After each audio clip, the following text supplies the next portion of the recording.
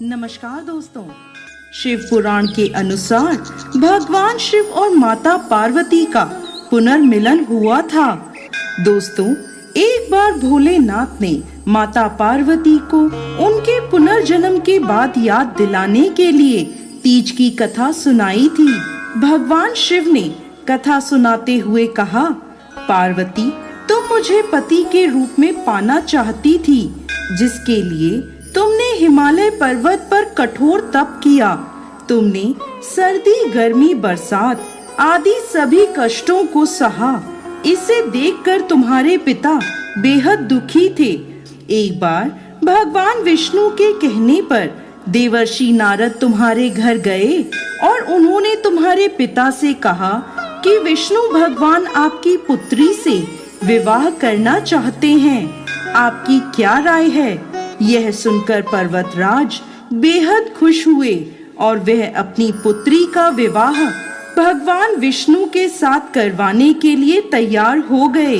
यह समाचार नारद जी ने विष्णु भगवान को दिया, लेकिन जब ये बात तुम्हें पता चली तो तुम नाराज हो गईं, क्योंकि तुमने मेरे लिए घोर तप किया था और तुम मुझे मन ही मन अपना पति मान चुकी थी। यह बात तुमने अपनी सहेली को बताई, तब उसने तुम्हारी मदद करने के लिए तुम्हें एक घने वन में छुपा दिया।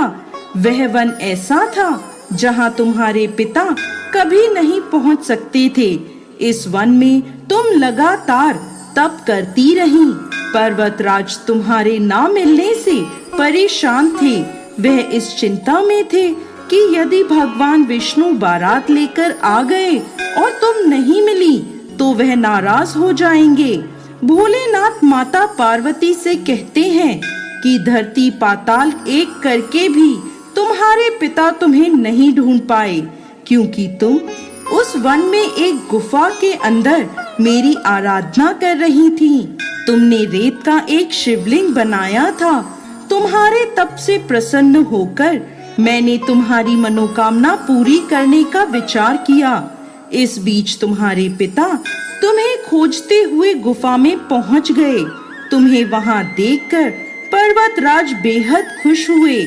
तुमने अपने पिता से कहा कि तुमने मुझे अपना वर चुना है और इसके लिए घोर तप किया है, और आज यह तप सफल हो गया है।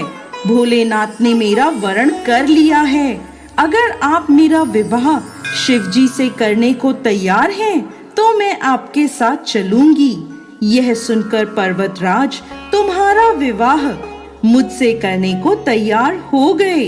इसके बाद उन्होंने विधि विधान से हमारा विवाह संपन्न कराया।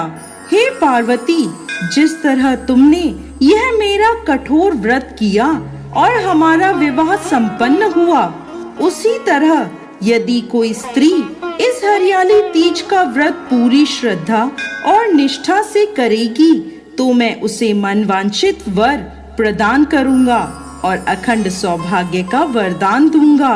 हे भोलेनाथ, इस कहानी को कहते, सुनते और हुंकार भरते सब पर कृपा करिएगा।